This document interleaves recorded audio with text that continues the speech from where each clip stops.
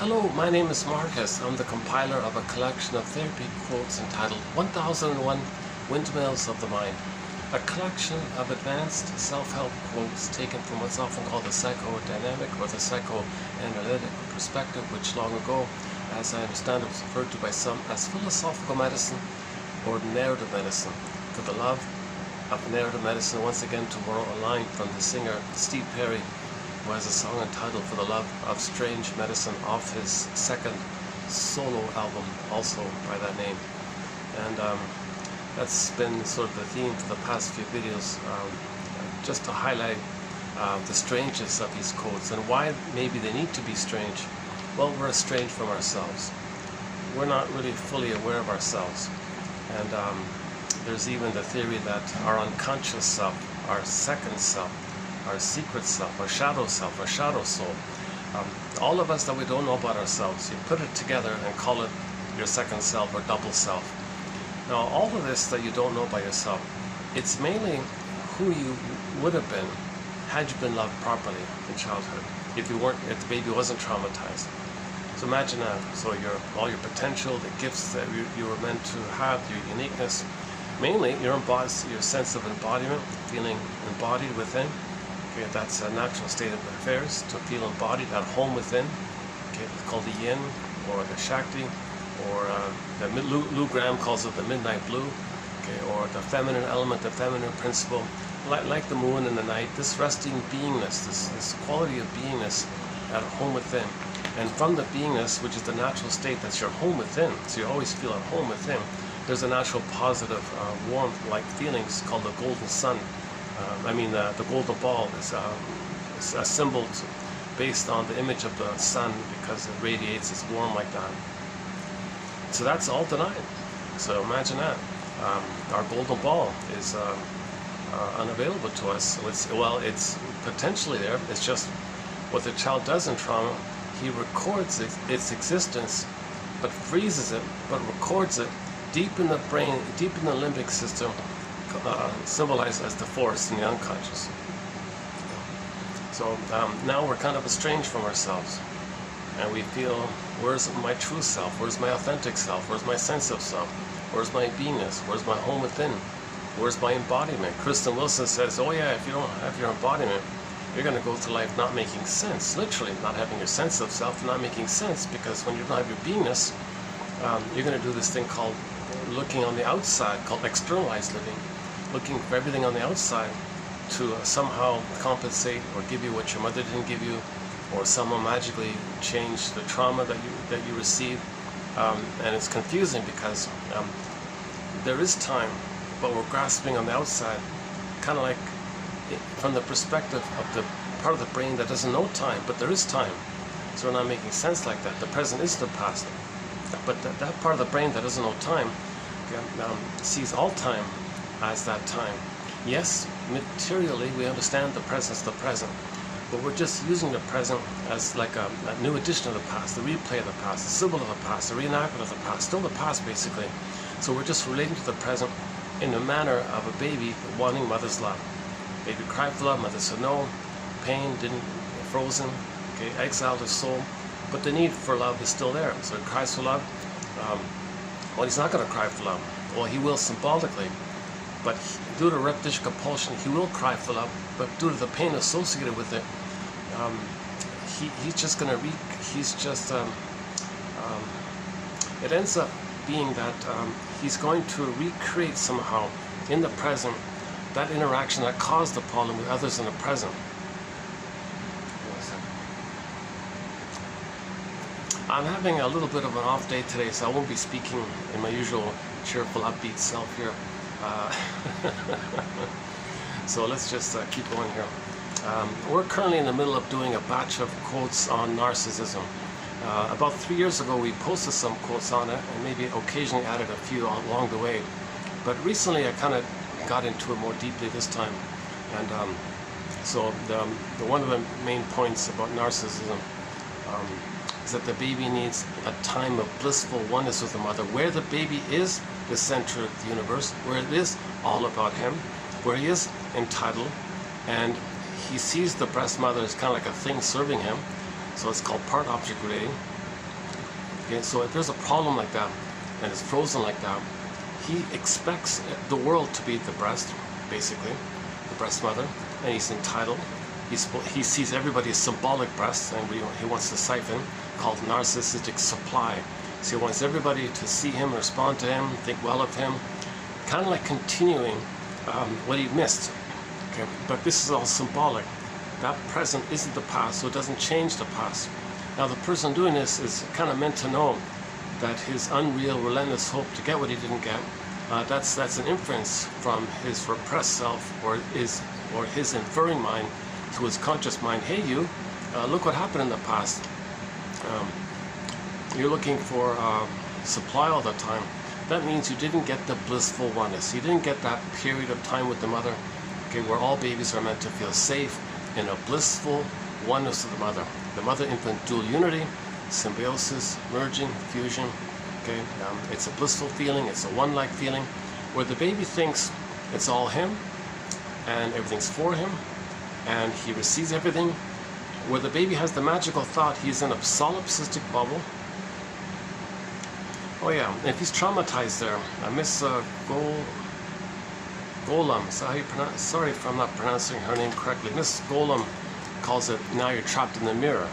Trapped in the Mirror, a famous book of hers from 1992, which we'll get to. So the baby is in a solipsistic little bubble like that. So the mirror is like, just like narcissist looks at the pool of water like a mirror, sees his reflection, it's all about him. Now in normal development, he gets out of that phase, but in the myth, you see he never got out of it. And you see his soul symbolized by Echo, his beingness, like Snow White, Rapunzel, Miss Core, okay, Echo and Solvig, all these characters. They're a personification of a person's beingness, authentic self. Okay, so it was frozen, it's repressed, and then it's disassociated. So Echo is kind of like in the forest, meaning like deep in the limbic brain, and then we hear echo of her to know that nobody's soul is completely gone. But the protagonist never, we don't see any link between narcissist and Echo, meaning the person with that mind didn't make that kind of link, which we see in the myth, where there's no dialogue between narcissist and Echo. So that means the person with that mind never became, I don't know what it is, was resistant to admit the painful truth that he was traumatized by his mother, that the mother didn't meet his needs, and a lot of pain around it. So that's the basic image like that. And the narcissist turning into the flower, it means the person's going to be in a state of a blissful oneness, and addicted and dependent on that status, where what caused him trauma, that's his understanding of love. So he's going to repeat that failed interaction with others in the present, either on the passive side or active side. And that's his proof that he loves his mother. That's the proof the mother loves him. That's sort of his status like that.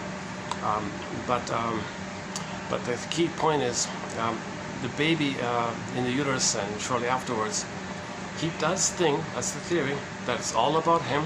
Everything serves him. He's the center of it all. So, okay, now he's entitled, of course, and the mother's kind of like a thing like that, and he's entitled. So he doesn't have empathy yet, and he expects the supplies out there to serve him like that. So a person can go through life still at that point, that frozen point, where they're still trying to have this unreal, relentless hope to get the supply in the present, which is symbolic of the missing mother in the past. But the supply in the present, symbolic of the missing mother in the past, isn't the missing mother in the past, and there are no time machines. But he's addicted. Narcissist is named after the little white flower, because at that point he is still in that blissful condition. We call the mother-infant dual unity. I noticed a difference today. I've got a bit of a cold here today, so hopefully that'll clear up soon. Yeah. But I want to keep posting. No matter my delivery, however my delivery comes across, the quotes are postable. That's the main thing I want to get out. Like for example, like I've been saying in previous videos, these quotes are getting harder and harder to find, and I want to focus on on the work of Ellen, what's her name again? Ellen Golam, for the next little while. Now she has 2 books.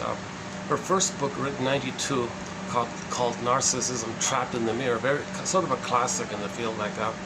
Anybody who studies narcissism is probably going to read that book. Yes, there's a lot of memoir and personal anecdotes and, you know, a lot of little personal stories like that. But she is insightful at the same time, so you do get something out of it like that. And that was just her solo book. And then 24 years later, 24 years after that, in 2016, which is about 8 years ago, right? She wrote her second book, a follow-up. Very good. I just found it called Unloved Again. And she talks mainly about this issue of repetition compulsion, which is a key theme in our collection here, repetition compulsion, headed up by Paul Libby Russell. Okay, so we repeat because we don't remember the trauma. If we can remember the trauma, we can stop repeating. But when we're repeating, we're recreating the past because we don't remember it. If we can finally remember it and do what's called abreaction, catharsis, purification, weeping, mourning, cleansing, okay, then we can be in the present once you admit and get the story, and now know as an adult what you couldn't have known back then in the nursery, so that you can now feel what you couldn't have felt back then as well. And that's the abreaction. Inside Out 2, that's when the orbs come rushing up at the front. The film of the year, Inside Out 2. Shows you the healing image of the free association. You're riding the boat down the stream, called free association, and you feel safe to do so. So you just guess around. What does this remind me of? What does this suggest to me? I must have a very good reason for being blocked here. What's the most annoying or painful aspect of being blocked here? I must have a very good reason for it. And just sort of see what comes up and free associate.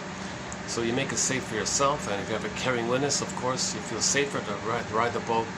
You want to get to a place where you can honestly admit that you didn't get that love. You can't get it post that critical time, and all that time you were trying to get it, what a waste. Well, not a waste, what a sadness around losing who you would have been had you been loved. All the time lost chasing for a dream of the past, which you can't. It's a loss of time to still search for what was missing back then. But there's a lot of pain about not getting mother's love, so that's sort of why we're doing it. But when you admit the reality that you did lose a lot of time doing this, and the effects of that for yourself and others, I guess, you got to mourn that the loving mother that you needed back then, you never got. She was absent. You got to mourn this missing mother that should have been there. That's a hard thing to do. To admit that you got a rejecting mother, that you didn't get a loving mother, and you've been searching for her symbolically. But if you search for her symbolically and she's not it, how's that going to work? Or not making sense. So that's called neurosis, dysfunction, and that's sort of the kind of the. Janoff talks a lot about it. Miss Golam, how do you pronounce the name? G-O-L-O-M-B. Golam. Well, for the time being, I'm going to pronounce it as Golam. Golam. Maybe that sounds right. Golam. Sorry if I'm saying it wrong, but yeah, there is an interview with her on YouTube. Yeah, I gotta play it back. So when I do the next video, I'll see if I can get the name pronounced properly. So anyways, so she has 2 books. Her second one, I just started in on it yesterday, and oh my God, it's great. It's called Unloved Again. It's sort of a continuation of the theme that she started up with back in '92, and so, but now she's clearer, she's more condensed. The lengthy stories have been shortened a little bit. She has the same kind of pattern of telling a long, anecdotes that, that people may or may not relate to, kind of thing. But you know what? You tolerate that side of it, because that's maybe her process to get to the insight, to share the insight. So it's a very insightful book. So I'm thinking that that, well, those 2 books have been nominated, have now been nominated. Okay, Miss Golem's 2 books, Trapped in the Mirror and Unloved Again, have been nominated. They're under consideration, I haven't finished yet, under consideration for a Golden Windmills of the Mind Award. That's how good they are. For something to get a Golden Windmills of the Mind Award, they really have to be pretty clear and helpful. And now her first book got a lot of credit, a lot of praise, but the second one was kind of ignored. She had to self-publish it. Can you believe it? A good book like that got self-published, and then she had to promote it herself, kind of thing. What's going on with that? It's kind of like with Janoff. He also had to self-publish at the end. And these are the best books. So these shrinks, you know, or not, they're not shrinks. She's a psychologist, right? Anyways, these authors in the psychotherapy field, at the end of their life, you really want to respect their insights at the end of life, because they're sharing what they've learned their whole lives. So she really, that's a. Anyways, hopefully you'll see what I mean because I'll do a few of the quotes here. So I'm kind of a little scattered here. I'm gonna just focus today on a preview of her work. So I'll be previewing 2905 and 6. I'm jumping ahead a little bit because I want to get a better grasp of myself. And the quotes for today's one, we've discussed it fairly well in the past recent videos, so I feel like they've been covered. So if you randomly click a video here in this series, you'll get about a 1 to 2 hour overview of some of the key points about the stingers and the clingers, identification with the aggressor, okay, scapegoating, emotional triangle, trance logic, okay, projection, sometimes projective identification, the developmental idea of the 5 stages of the secure attachment style, and depending on where the freezing takes place, a certain personality pattern will develop and subdivide in 2 general areas: the stingers and the clingers, and with the 18-month mark, with the 18-month age mark being sort of the key factor here. If trauma is before 18 months, it leads to a bunch of stinger personality patterns. If it's post 18 months, they're more like childlike and more naive like that. But they're still on the human path. But the stingers don't want that. They've identified with the aggressor. They're going to be the shaming mother, find others to be proxies of them to shame because they're one with the mother. And then, okay, they are angry with the mother, so they use the proxy and see them as the mother. Then they play themselves and express their anger, the one they just shamed. So we're not making sense like this. So this kind and more, and the jungle, and the BPD amalgam point, the jungle slogans, and the survival slogans, yeah, and the jungle love idea. And so today I'm not feeling, as I said that already. So I'm gonna kind of forget about the general overview. It's good stuff. I like I want to polish it and have it nice and presentable at some point. I have anxiety, so you'll see my anxiety. I have not been analyzed. Disclaimer times 10. I'm not a shrink. I have not been analyzed. Played Joni Mitchell's song "This Flight Tonight." If I had the funds, I'd be on this flight tonight. You know, I made popular by Dan McCafferty. And do the analytic process, and really truly for myself ride the broccoli boat and get that kind of full catharsis. And I want to admit, know and admit, and get back my feelings like that as well, right?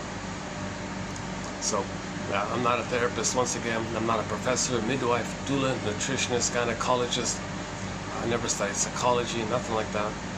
I do have a BA. I'm the compiler of the quotes. Now, the ironic benefit is, since I'm not a shrinker, these quotes are going to be pretty clear. So they're going to be pretty clear, with the odds being that 1 out of 10 will click for any person reading these quotes. So in each video we post on average 10 quotes today. You know, this more here. There's more than this one's more like 15, but on average the range is between 1 and 30 anyways, but on average 10 quotes. So 1 out of 10 will be of help, kind of thing. And it's a gentle process. These are quiet awakenings, gentle awakenings. Robert Bly says, just read psychoanalysis for 10 minutes and just make a note about one of the insights, and just comment on it and leave it alone. Just gentle every day, kind of like word of the day. Just do insight of the day kind of thing. So what we're doing is building a basket, okay? Weaving a basket, weaving a nest, and then there may be an egg. Okay? Psychoanalysis looks for an egg in a basket that's missing. So we got to weave the basket, and then the egg might come, just as a bird builds a nest first before they lay their eggs, right? And in one story, the firebird hops out of the egg. The protagonist hops on the back of the firebird, rides the firebird. That's called the emotional knowing, abreaction. Okay, so that's like the phoenix, like that. The red bird rises, the phoenix, or the firebird. So the idea about ashes and fire, because sometimes the baby felt shame by the mother rejecting him, not seeing him, and he's enraged, he's in shame, all that burning kind of feeling, his soul was into ashes. But but when you admit what's going on, there can be a healing like that. Now you don't control that healing, nature does that, but you want to build a nest. That's what we do. We build a nest. So these quotes are about building a nest, building a basket, building a catcher's mitt. They're also like a lasso of truth to bring out material, and they're also a lantern giving us night vision to see the repressed unconscious material to make it, so we can accept it. Because in Rapunzel, the guy had to hop over the fence, pull up the rampions to bring it over, but it was dark in the witch's garden, so you need the lantern. So these are like a lantern as well. It just means, we're just guessing around, trial and error, hypotheses, guesstimates. Quotes can be prompts to free associate with, clues, brainstorming kind of thing. So invitations for mutual exploration.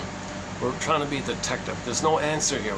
Each person takes it upon themselves to be their own quote-unquote hero, to be a detective. And then you be a detective, and then a little emotional knowings come up. Now midway, you're going to use insights as a defense against feeling, to repress the pain. But embedded in the insight is that might take place, so that'll confront that. So the insights ultimately will lead to an emotional knowing, but there may be a delay like that.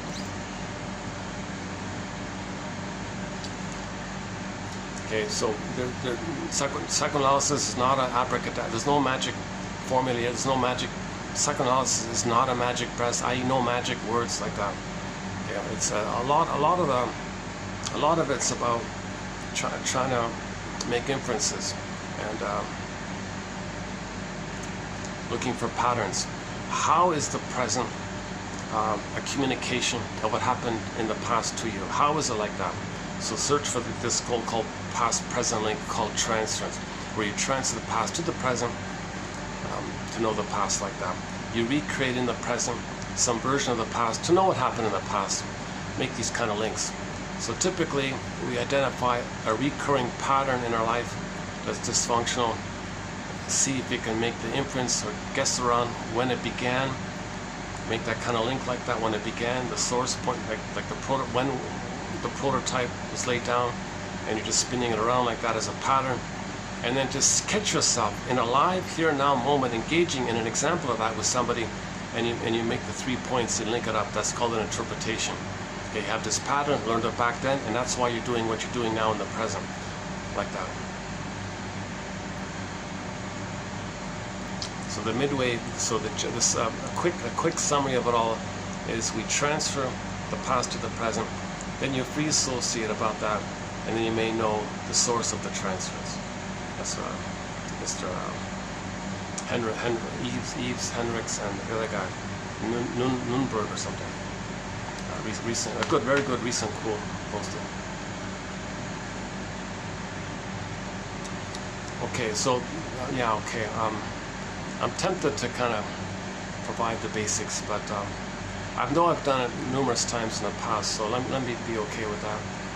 Let me just jump like 2 hours,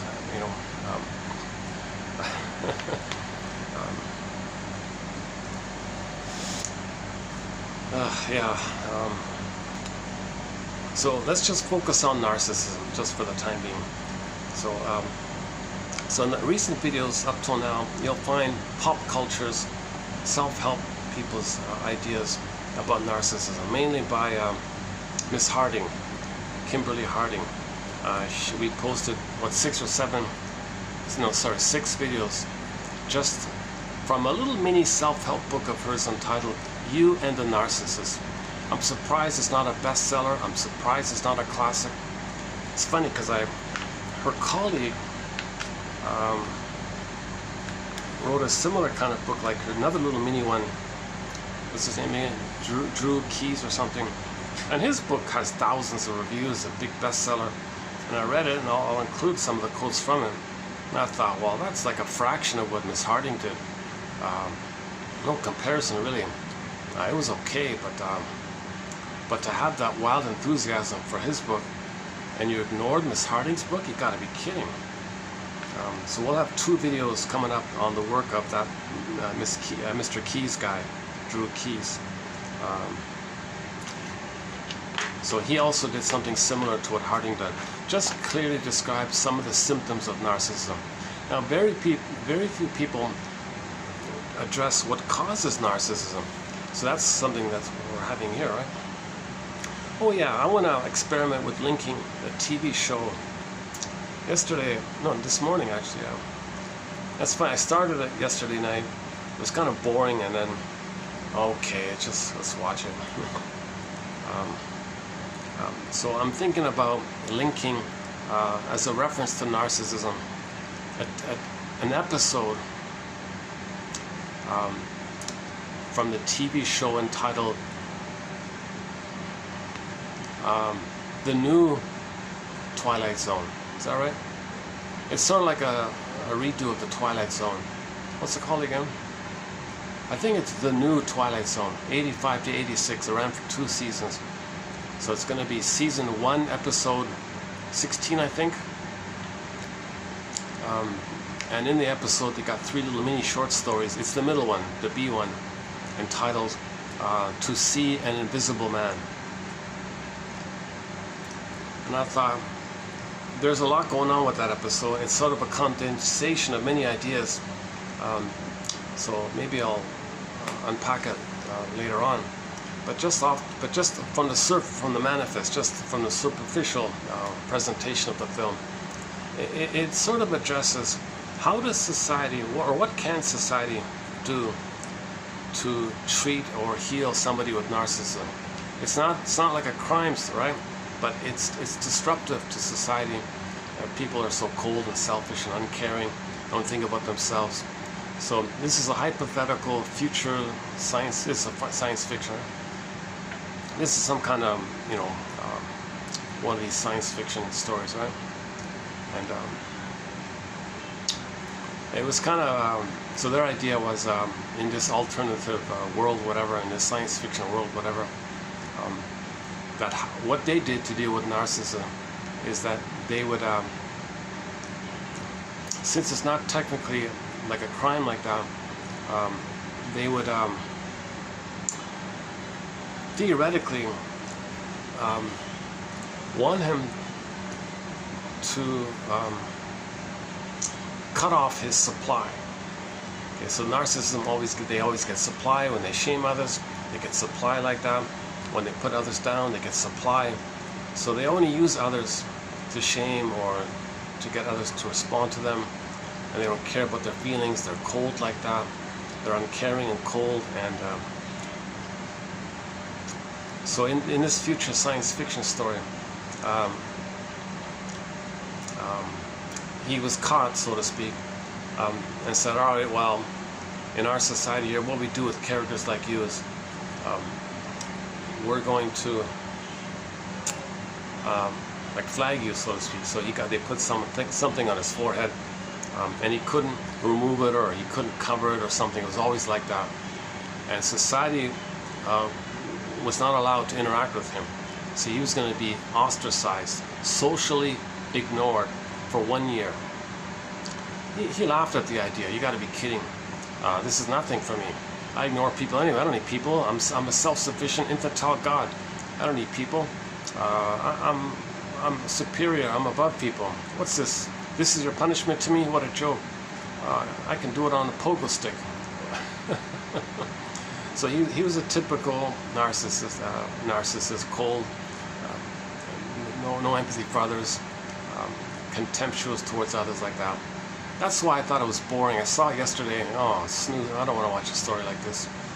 And I finished it this morning before coming out. Oh, okay, this is not so bad after all.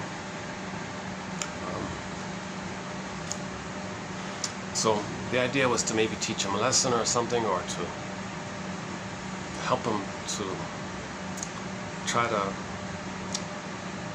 appreciate that he does need people, that people are people, that he needs people, that there's a human connection, that people aren't just things he uses or exploits. So in the beginning, he didn't care about it. He just did what he wanted. He went about his usual way. But about, I don't know, 8 months into it or something, it started to wear on him. Everybody ignored him and all this, right? And if he, so then he wanted some narcissistic supply. He wanted some human connection, but no one's allowed to. They'd be punished if they were to talk to him or respond to him, and everybody's afraid. So he was completely socially ostracized. He was like so everybody in that world or whatever knew that when they saw his thing on his forehead, that it was forbidden for them to interact with him. Just ignore him, walk on by, kind of thing. So he would, and so no one would serve him. He even had like he even at one point needed medical help or something, and the nurse said, "Oh no, I can't help you." Whoa.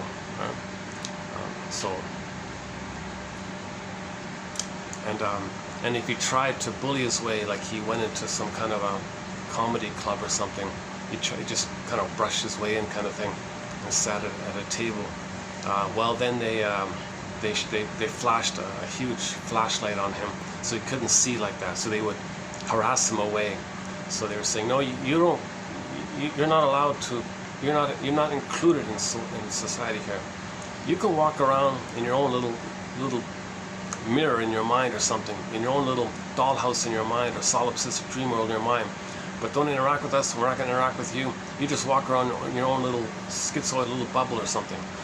So they drove him away. They never hurt him or punished him, kind of thing. Although there was a scene where some teenagers said, "Well, since everybody ignores him, well, who cares?" And then they were going to hurt him just for the hell of it or something. That's why he had to call the hospital for help. So he's really quote-unquote targeted like this or something. Well, for some people, some disturbed people might think, since everybody ignores him, that if they hit him or something, no one will help him. No police won't come, nurses won't help him. So he had a real trouble like this, and things got worse and worse for him. He got more desperate and more desperate.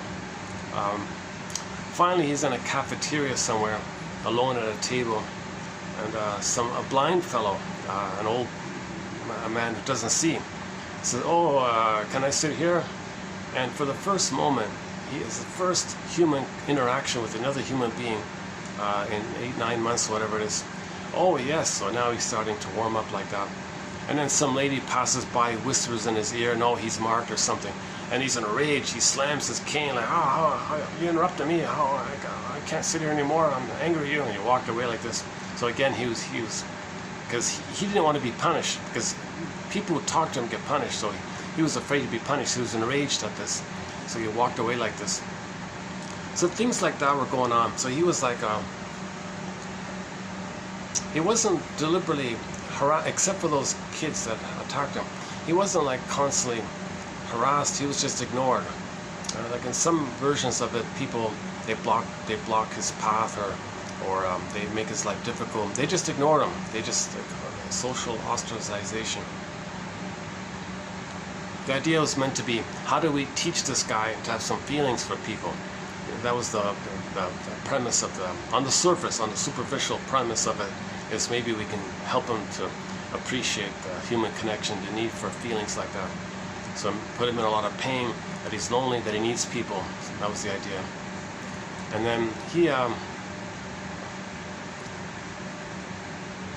What happened?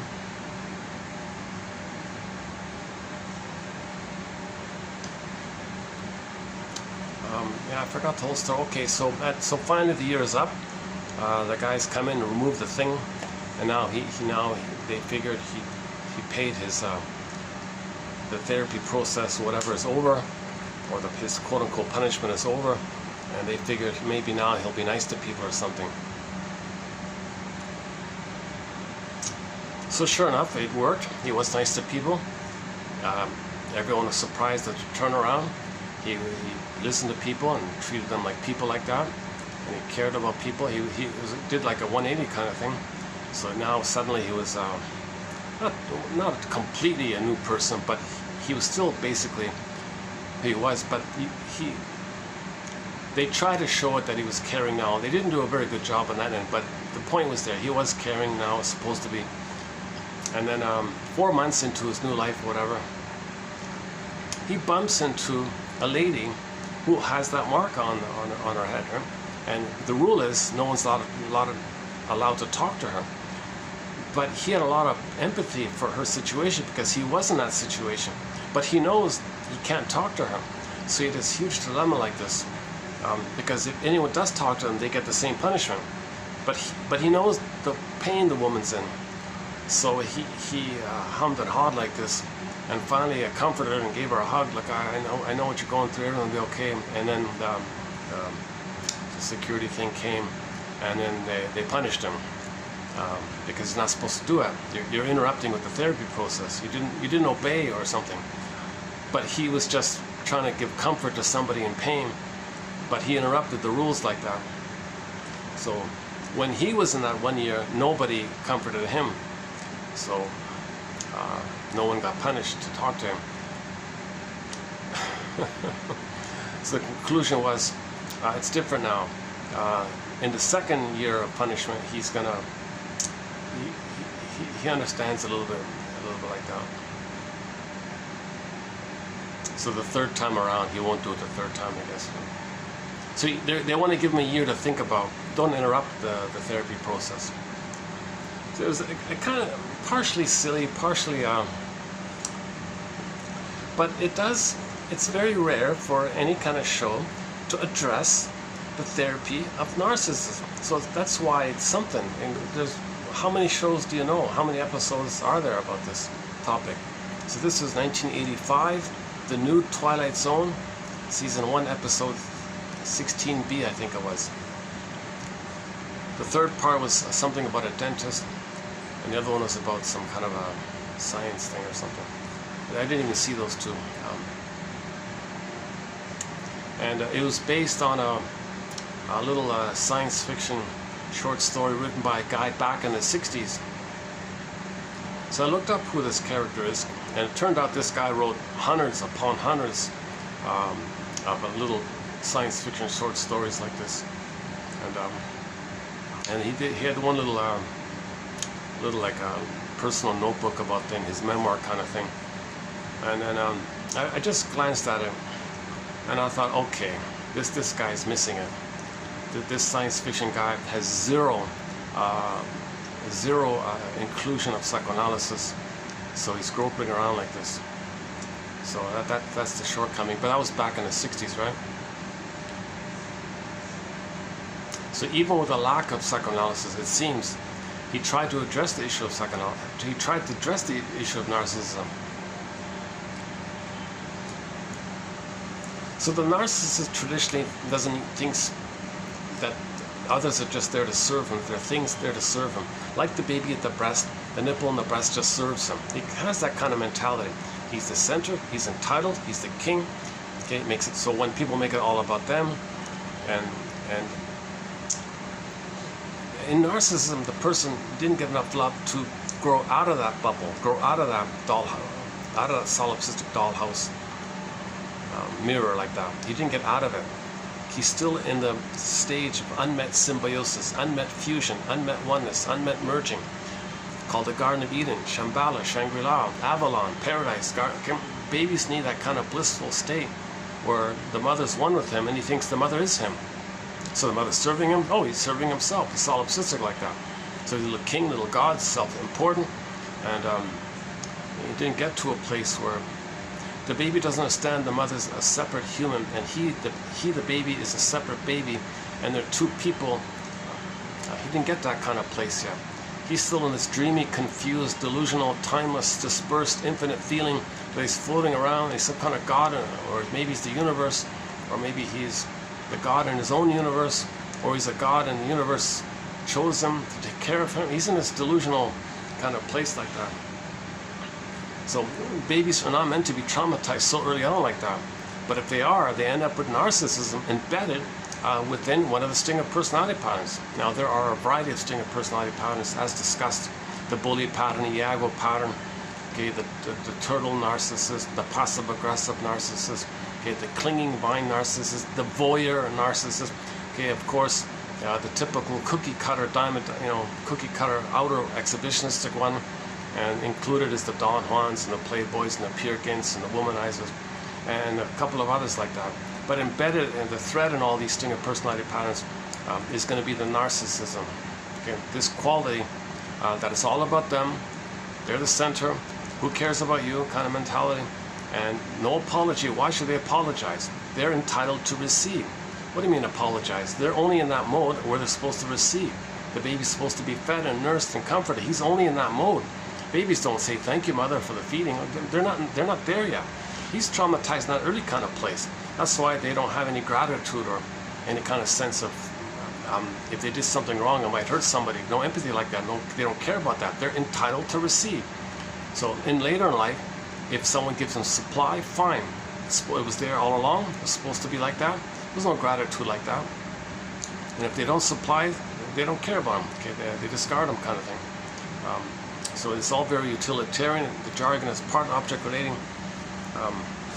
So this is just one theory about the underpinning of narcissism, that the self and the mother are still fused. It's one. There's no famous Venn diagram with the two overlapping circles in the middle. The middle part with the overlapping parts called the Pisces. What's it called? The Vesica Pisces. The Vesica Pisces. That middle part looks like a football or an egg or something, where in relationship, two people can share things in the middle like that, but they're still autonomous people. Narcissism, no. It's everything. It's two circles that overlap that looks like one circle, and it's his circle. It's everything or nothing. See, he's got this extreme either or. In normal development, a person has a sense of self, the other one has a sense of self, and they have some kind of shared connection and interest like that. But no one is demanding total possession, total exclusivity, where they want to watch you all the time, you call them all, text them all the time, where are you, and it's paranoia like that. Because if somebody is in a narcissistic mode, if they don't get their supply, okay, they're going to feel what any baby would feel if they had no mother. That's called narcissistic injury, which leads to narcissistic rage. So the narcissistic rage means the baby thought he's going to be a goner. When the mother doesn't love the baby, okay, or hates the baby or something, from the baby's perspective, by the way, not from the mother's intention or conscious intention, from the baby's end of it all, if he doesn't get his needs met, okay, if they miss a tune, malotune, mother's using a baby to meet her needs, mother's repeating what happened to her, using a baby as a standard for her back in her nursery time, or the mother transfers her frustrating mother onto the baby and hates her baby, thinking the baby's her mother back then, or the baby is used as a pawn in her drama with her other people or something, whatever it is, whatever old cunning tale that's going on like that. From the baby's perspective, his needs are not being met.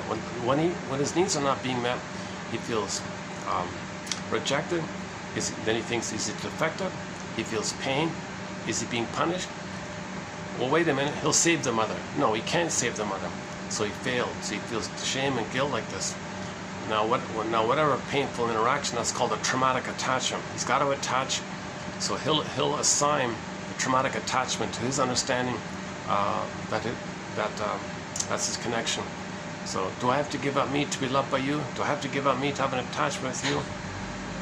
So he'll go through life just reconstructing, repeating that feeling, the prototype. So we create a prototype, a template, a schema, a script, a working model. It's stenciled in, it's etched in, It's grouped into the brain with these neural circuit, endopsychic structure, kind of a structure in the mind called endopsychic structure, or intrapsychic structure, or interpersonal relationship structure, intrapsychic society structure. Some kind of memories are grouped into the survival brain based on the mother, based on the self, and the mother seen in, the mother can be part representation of the mother in one way, another part of her was another way, another part of her was another way, and this leads to relational units, part other linked to part self, another part other linked to part self, and you got these relational units like that.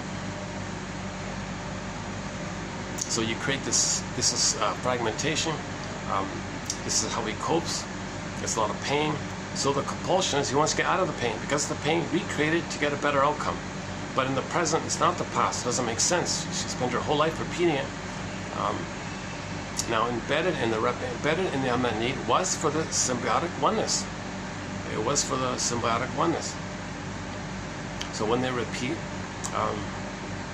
when the person grows up, and they're gonna want others to mirror them and devote their whole lives to them, basically, or give them all the time, and they don't have to give anything back.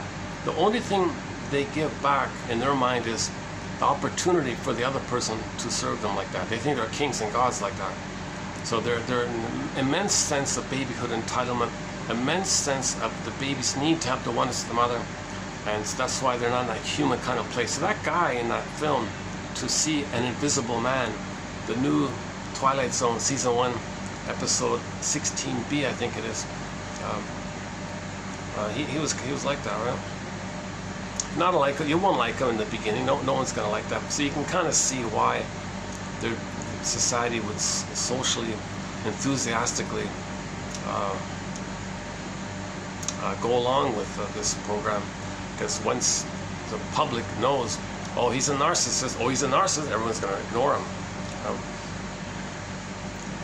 Because people, when they wake up and learn that narcissists just use people, exploit people, don't care about you and all this, in the future maybe we evolve to that point where, geez, yeah, ouch, you're never gonna get authentic friendship or feeling empathy for them.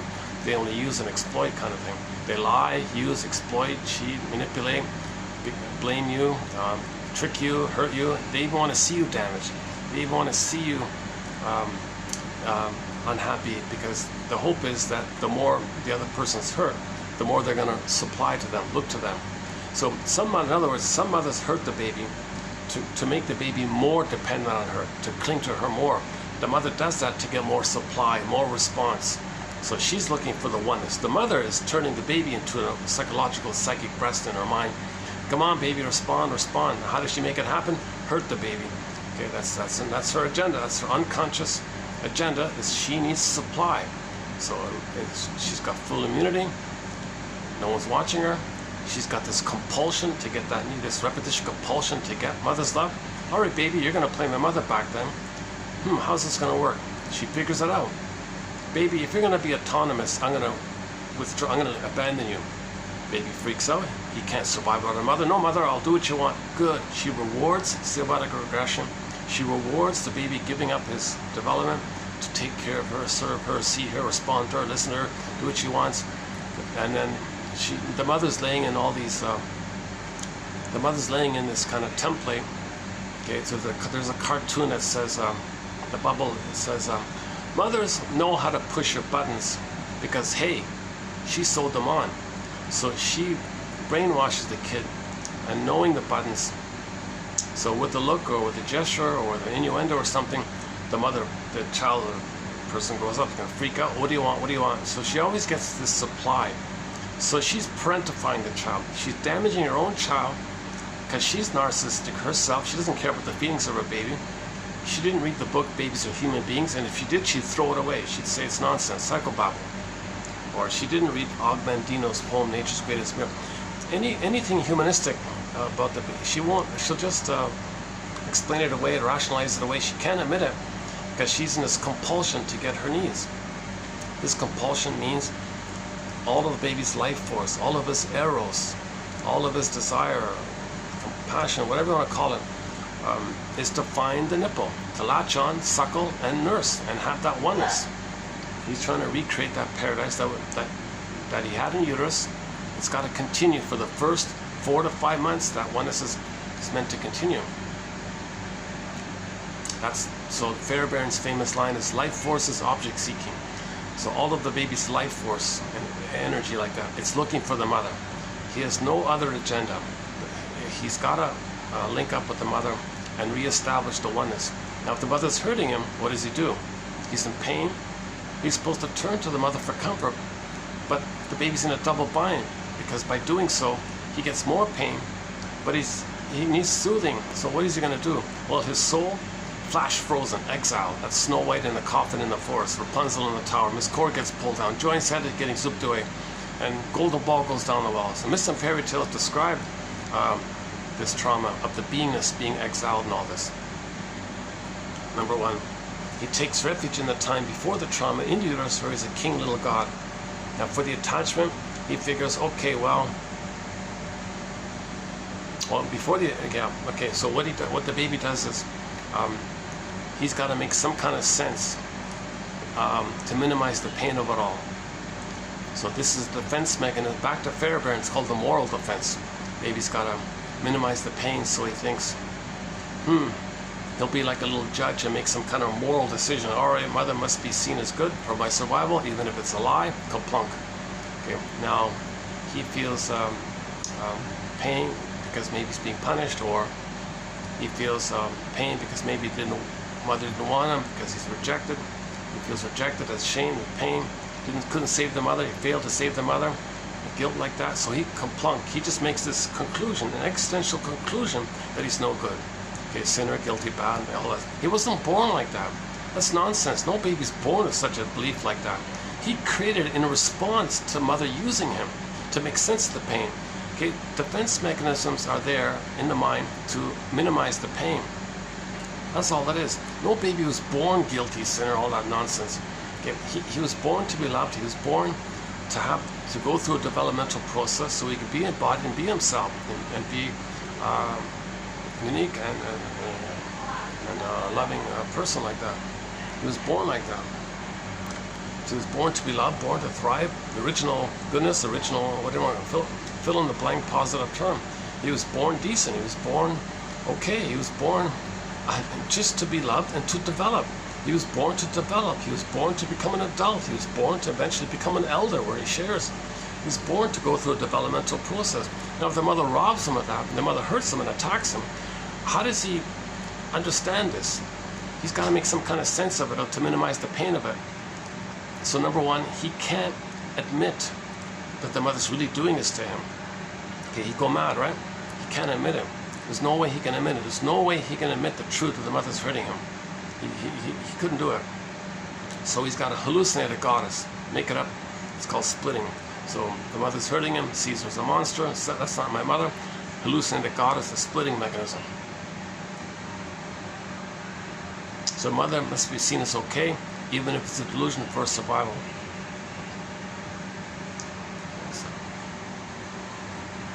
And he's going to have a two-part sense of selves and two-part sense of others.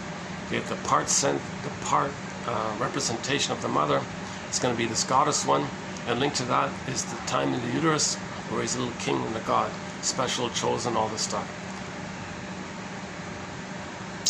And then the mother's a monster and he's defective like that. So in Disney film, joy and anxiety kind of represented the split. Anxiety said, I'm no good, I'm no good. Joy said, oh, I'm special, etc. So, and the conclusion was, it's neither, it's a both, it's something new that's both and. Oh, my throat's, I'm not speaking too early. Oh my goodness. One second, let me just get a drink here.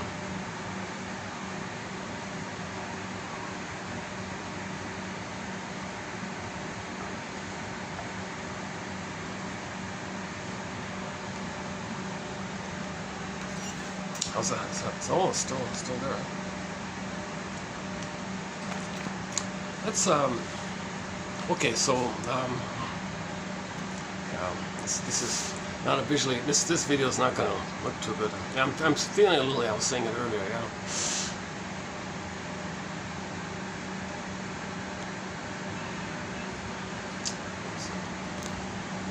Let me change it up here a little bit.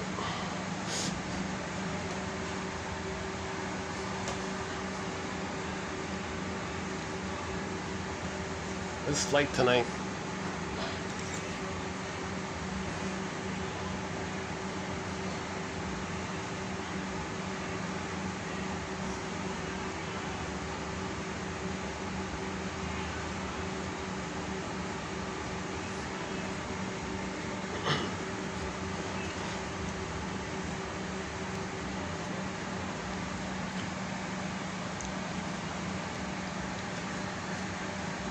So because Miss Golem is writing a self-help book for the public, she does a self-help way of talking about the structure, the intrapsychic structure. So Masterson has an excellent one about the units. Okay, Fairbairn, of course, Masterson mainly. Those two guys mainly,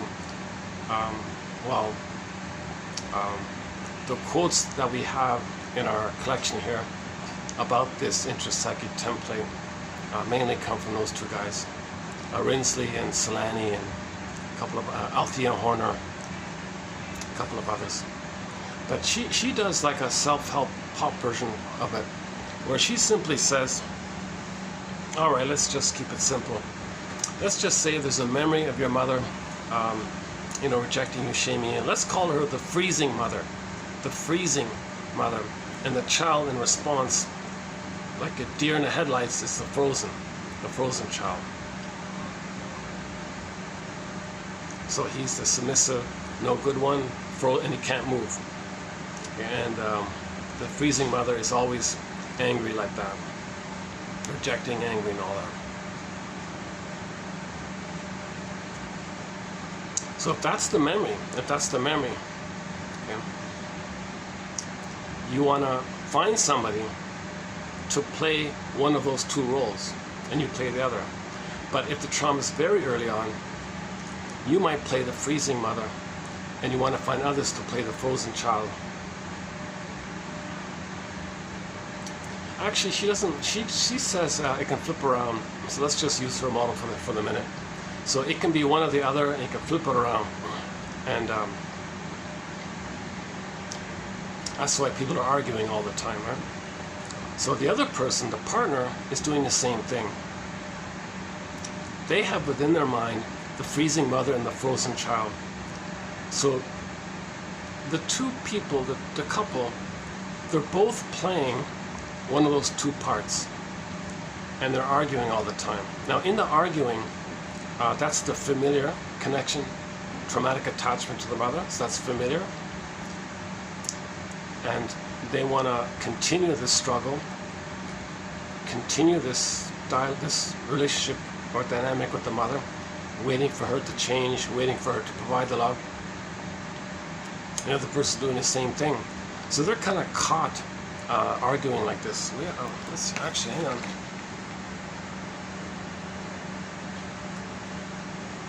One of the quotes talks about arguing all the time. What is it? Quarreling. Something quarreling. Well, that's coming up, I think. Oh, that's the next one. Okay, that's not yet.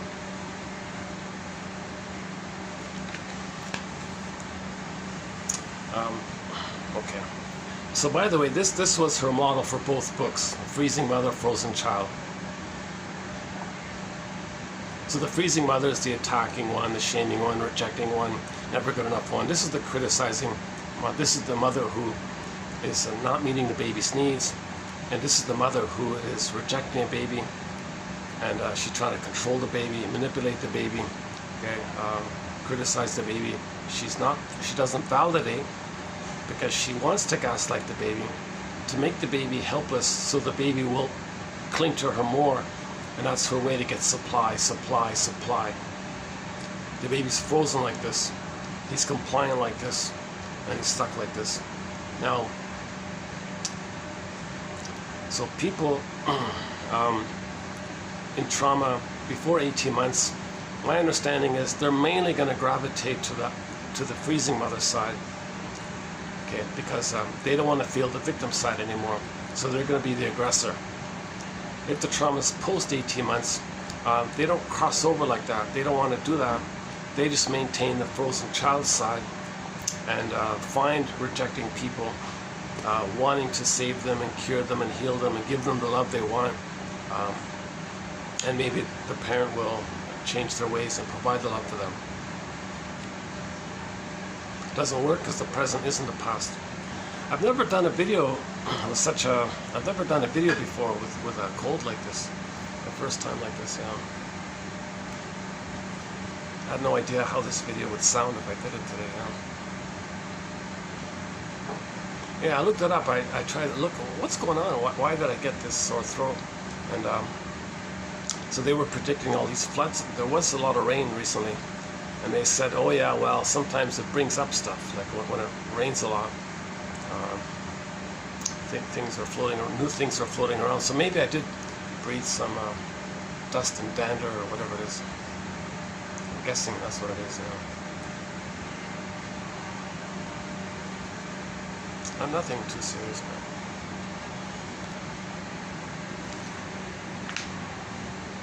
I gotta get some salt water, they said. Gargle with salt water, alright. Okay, so, yeah, okay, so let's see if this point that I was trying to make can now be clarified as I read the quotes. So let's begin here.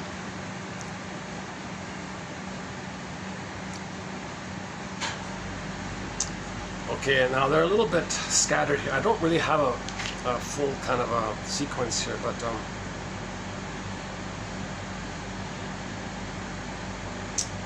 yeah, hang on a sec. Where's the freezing child one? Oh, here's the fighting one. Okay, so back to the fighting one. So so here's a couple, right? So she enacts the role of her freezing mother, bullying mother, freezing mother, to his enactment of the frozen or defiant child trying to protect himself. He sees in her abuse his unfair father, whom he fights to overcome. Okay, so the compliant child is angry. He wants to rebel and fight with the mother. Although he's frozen, at the same time, he'd like to fight with the mother in response to what happened to him. So he's like rebelling against the mother. Okay, so the girlfriend is playing the attacker, and he wants to protect himself from the father in the mind. And he projects the father, the abusive father, onto her. So he sees his girlfriend as a verbally abusive, bullying father. And now he's going to fight with his father. And the girlfriend plays his father like that. Right? So the girlfriend enacts the role of her. Now she, on her end, she identified with the aggressor, her aggressor, the bullying mother. Okay, and the boyfriend is fighting with the father.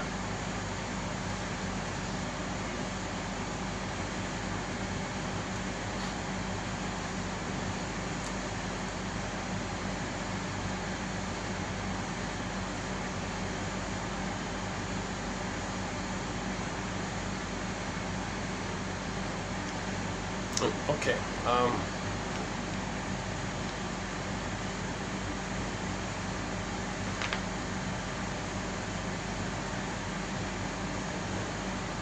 Sorry. All right. Okay. Next. So each attacks the unfair parent in the other. Okay. Each attacks the unfair parent in the other. So the fellow sees the violent father in the girlfriend. So he's fighting with the father. She plays the bullying mother.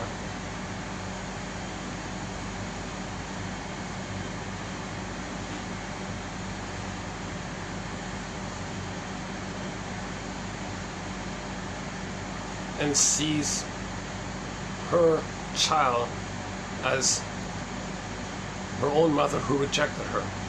So both were rejected, and they're both fighting with each other's parent like that.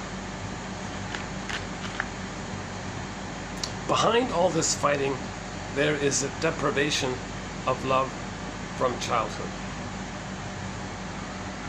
Obviously. He needs to prove his father's braiding him was justified, which means that his father loved him. Now, embedded in all this fighting is the traumatic attachment to the parent, which they equate with love.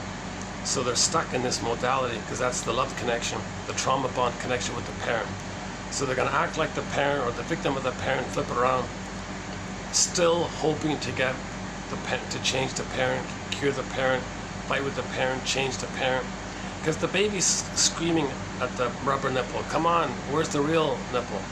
Okay. He wants a human connection, not a rubber nipple with honey on it and powder stuff in a plastic bottle. This is rejecting like that. So he's fighting, come on, where's the real human connection?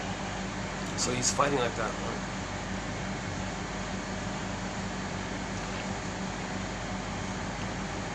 She needs to feel that her controlling, verbally abusive, and unaffectionate mother loved her, and her mother's coldness concealed love.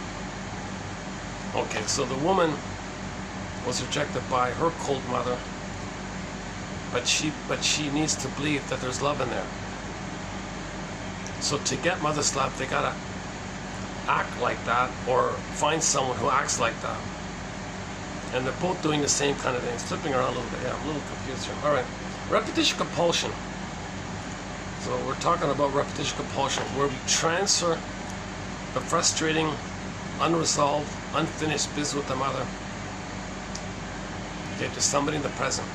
So typically you find somebody who reminds you of your parent, or you find somebody who reminds you of your unloved self, and you shame yourself, use a proxy to play you, or you find someone who's your parent and fight with them, or hope to save them or cure them, whatever. It's all messy, right? Each one is enacting the role of the unloving parent to the other. Okay. Each one is enacting the role of the unloving parent to the other.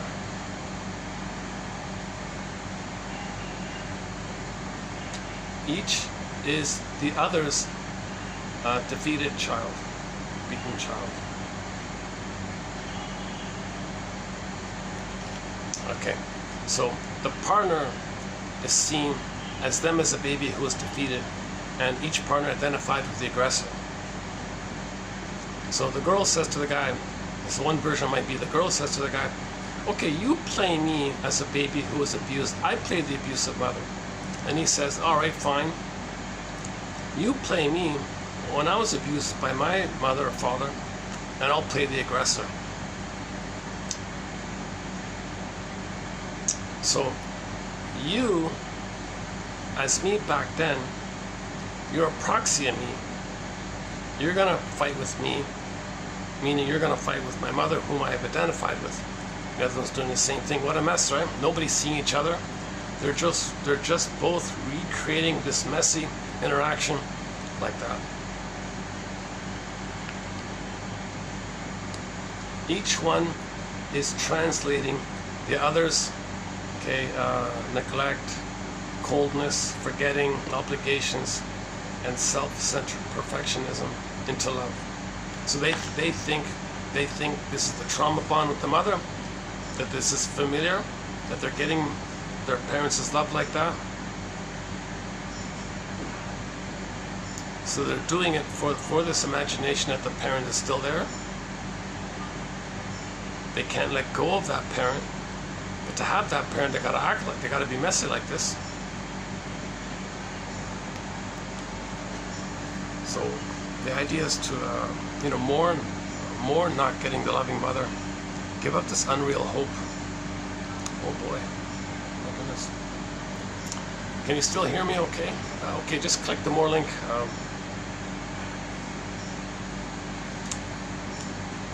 She rebelled against her family's excessive control. She then imposed it on her children. Identification with the aggressor. Injustice done to a child is injustice learned by the child. And so where do children learn this? When people are negative towards others, where did they learn it? They've identified with the aggressor. It's kind of like broadcasting, like a placard kind of thing, like a protest. Look at what my mother did to me.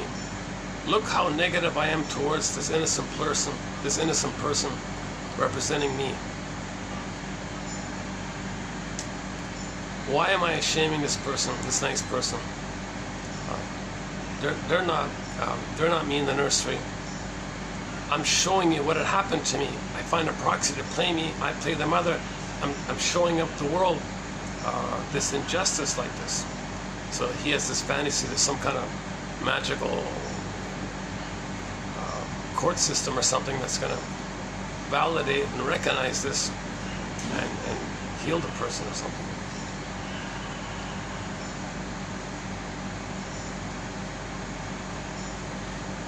Children cannot accept that their parents would deliberately deceive them. To believe that they live under an indifferent or hostile roof while being totally dependent courts madness. The parents must be assumed to love even if they seem to hate you. And that's why she tolerated that fellow. It's not logical, it's psychological, right? So you're unconsciously attracted to people who have the same psychology like your mother or father.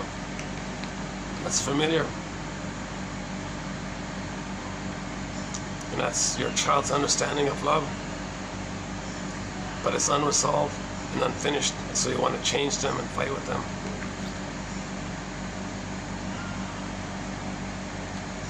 Partners attempt to help each other. What if I stand?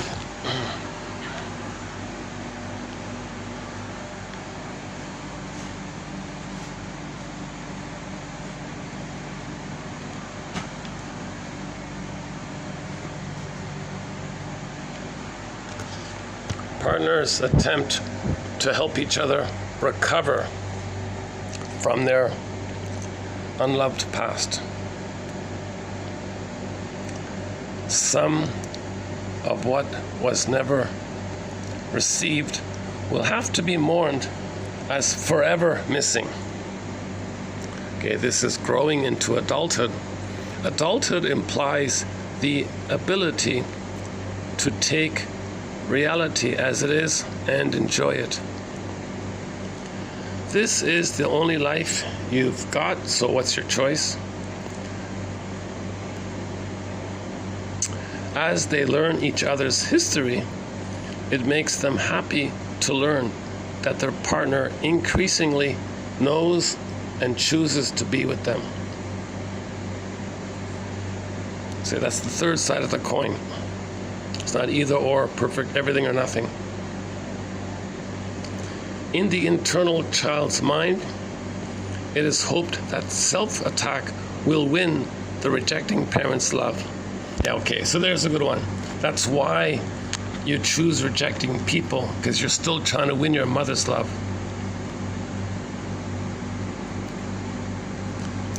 To be loved for what you are not, or who you pretend to be, is a vote of no confidence by you against yourself.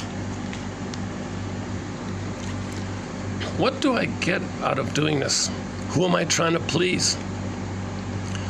You cannot change the mind of your internal child or parent. Okay, so frozen child or freezing mother, as they were created during childhood. It is how you, the adult, relate to their ideas and emotional signals that counts. To cling to one who rejects you is taking the position of the victim,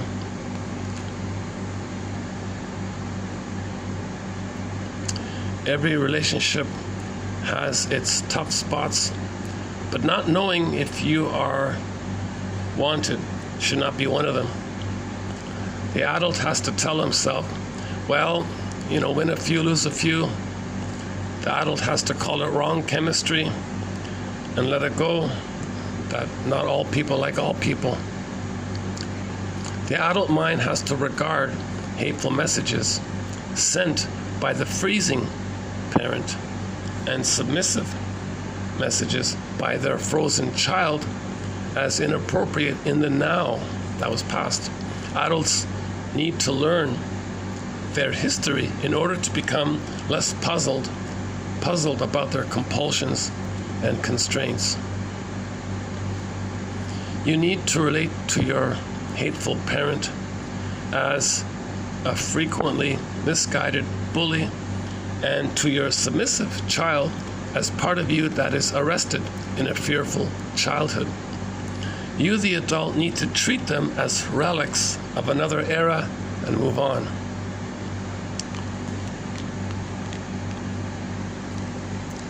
Next one here. She is always looking for, I am being rejected now, which is exasperating for the non-abusive spouse or child or friend. The expectation often leads to her being rejected just for that. The self-proclaimed victim trains the would-be rejecter to reject. She doesn't need sympathy. She needs to be asking why she is creating her negative expectations in order for her to develop the ability to stop. She is no longer a helpless victim. There is no negative in the child's unconscious. Whatever is endlessly repeated to the child is taken as an expectation, if not an order. The unconscious mind lacks no's. So when parents say, don't do this, they don't hear the no part, they'll do it.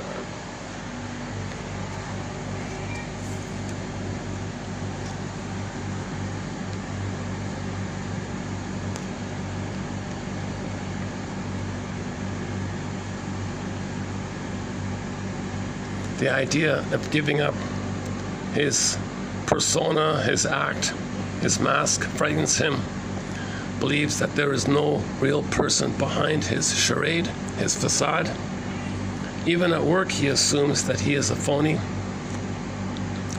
It was his loud chatter that kept people's attention. No one would want to hear his quiet speech. Feeling you are worthless keeps you playing a phony role. Worthlessness attaches him to the unloving internal parent. A person who so much despises his self will behave in despicable ways that support this attitude. When the parent hates you and you hate yourself in like fashion, you feel a bond between you, a self-destructive form of attachment. Your negative connection with your parents, okay, it's a battle to free yourself, since the negative image is part of your tie to them. Hatred is mostly what they sent your way. Hatred, therefore, is equated by you with their love. Okay, play the song Pat Benatar, Hell is for Children. To give up their negative viewpoint is to sever the tie. So dysfunction is loyalty and connection and the tie to your parent. The unconscious is a powerful tool, frequently moving us to do things we don't understand, nor would we do them if we understood our motives. Okay, this is 06. Okay, so go to 06. I'm going to close this video here. Go to 26. So 2906. and then go to all the, and go to, actually go to 2901 to, let's say 8. Go to 2901 to 8. I'm thinking there's going to be an 8 video run on Miss Golem's work here. So this is 6 here. Yikes! Wow. I've never done a video like this. My God, a little surprised. God, I don't want to make things worse here. Oh my goodness, yeah.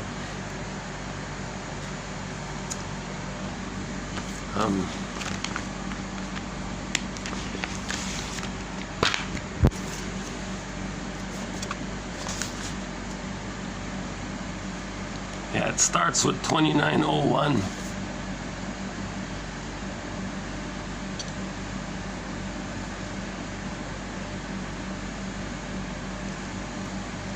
In 2901, some more good quotes. 02 again. 03 again.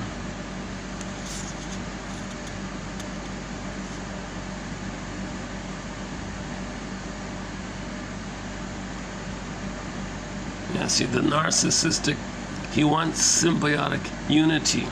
That's the oneness.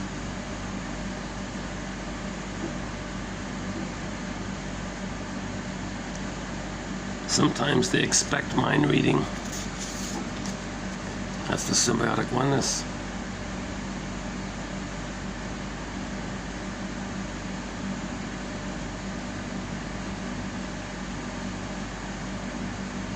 Okay, and who do they choose? Yeah, okay, who do they choose? Either a clinger or a voyeur. This one here, a clinger or a voyeur. In Mr. Keyes, he does a bit of a breakdown of it here. Let's see.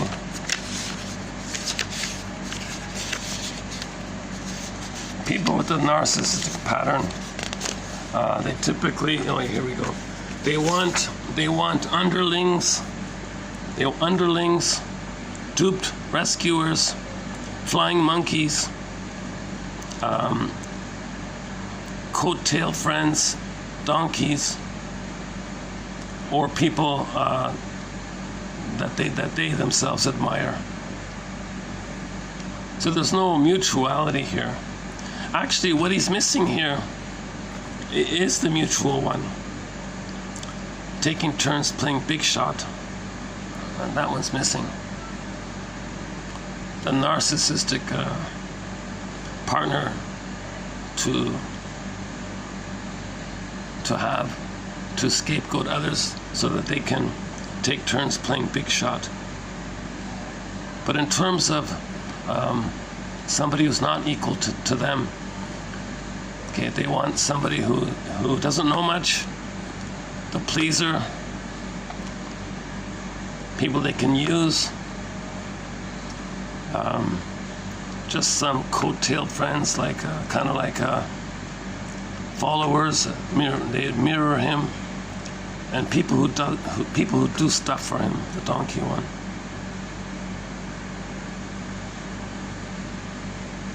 So we'll get to that one.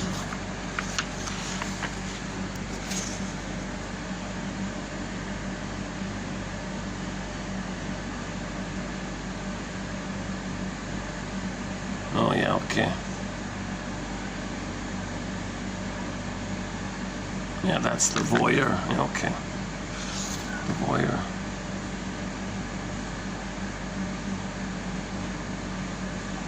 So one of their tricks is to give you the cold shoulder that draws you in.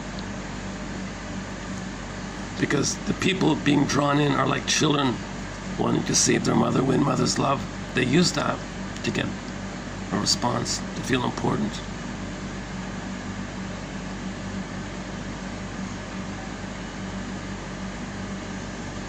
Okay, this is back to the Twilight Zone.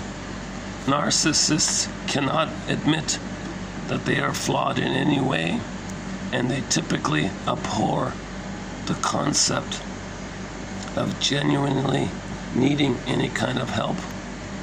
They cannot admit to their narcissism.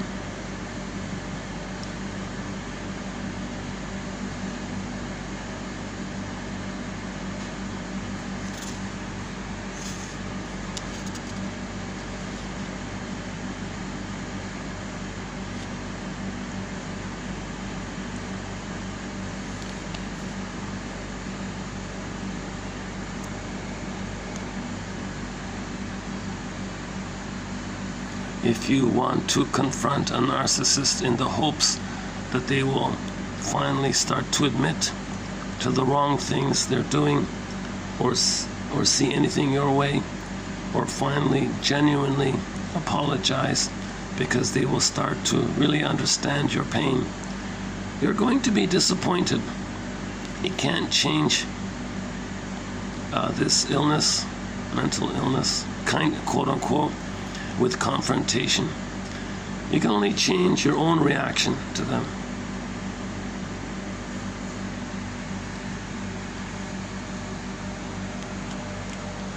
Yikes, eh? Oh my goodness. Okay, so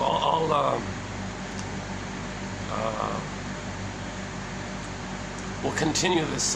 This is a rough start here, but we'll continue on the work of Drew Keys and Ilan Golem, also on the topic of narcissism. So we discussed the work of Harding and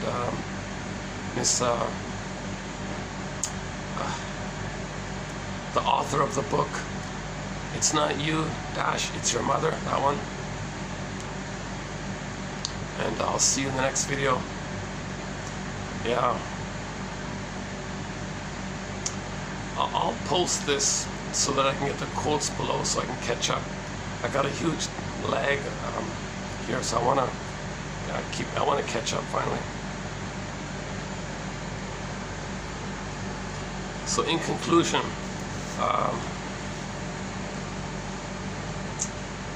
when there's trauma, we somehow orchestrate and recreate and manufacture that old scene, thinking it's love, thinking it's an attempt to win love, thinking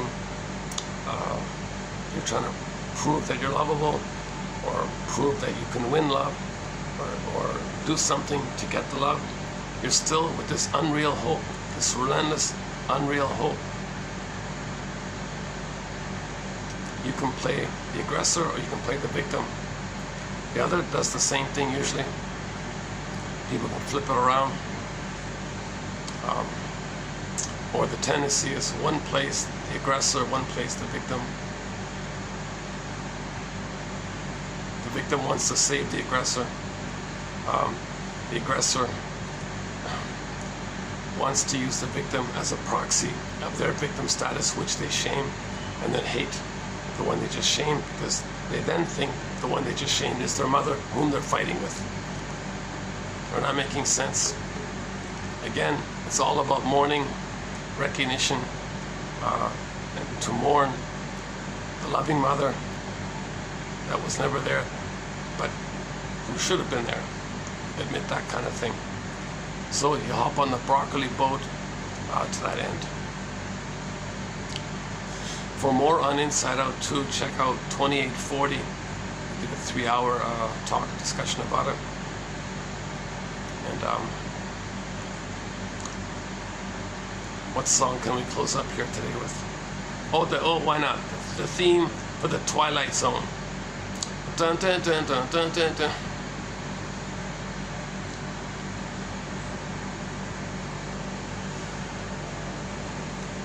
Yeah, so check out that episode, To See an Invisible Man, Season 1, Episode 16B of the new Twilight Zone, 1985. There's more to it, but I'm just basing it on the superficial, surface idea about how do we deal with narcissism. So that was based on a guy who wrote in his 60s, and I looked it up. He makes no reference to psychoanalysis. So there's a huge missing piece there. Now we understand narcissism much better. Masterson has an approach called mirroring interpretation of narcissistic vulnerability. I think Miss Golem's kind of a discussion in her 2 books is very helpful. And I'll see you in the next video.